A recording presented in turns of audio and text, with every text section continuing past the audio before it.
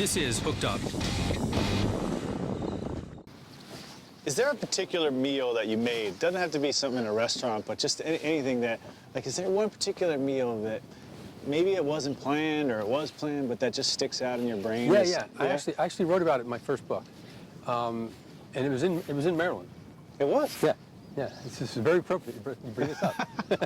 A friend of ours, when I was with my son's mother, Kristen's, one of her best friends got married, and they had a farm in Maryland. Her father had a farm.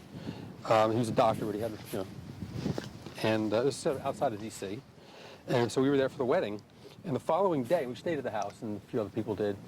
And the following day, it was the beginning of football season, so it was late summer, early fall, and there was a garden.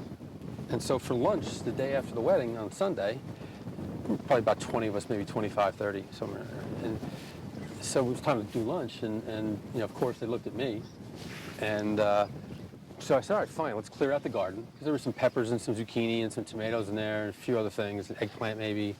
So we cleared out the garden. Well, first we were down south, so it was like mint juleps first, so that was the beginning of it. And then that sounds good. Cleared out the garden, and I started rummaging around the house to see what else there was. And I found a box of polenta, and we had steaks left over from the wedding the night before. So we had some steaks. They're already cooked, but I used them anyway. And I remember putting together this great. And the thing is, I started directing people. So because everybody wanted to cook, and there was a few people there who were pretty good home cooks and stuff.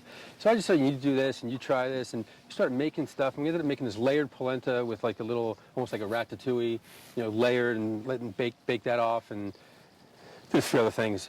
But what was great about it is you went and collected most of the stuff out of the garden. You have all these people that were doing various things. No one really had with the exception of me, sort of knew what the end game was. Right. But everyone just kind of contributed to it. At the end, we had this great lunch. And, for me, it's never about the dish. It's never about the food. It's about the table. It's about, who's at your table. About the conversation around the table, and food brings people together. So from that aspect, that's how we all got together, because it would have been very easy for us to say, oh, I'm going to go here for lunch, and one couple goes here, another couple.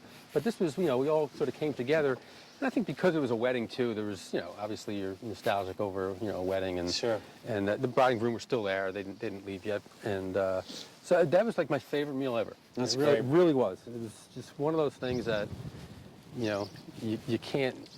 You can't, duplicate, especially in a restaurant setting, I think. Hey, I'm Tom Colicchio here at the Chesapeake Bay with my good friend Josh Charles, Homer.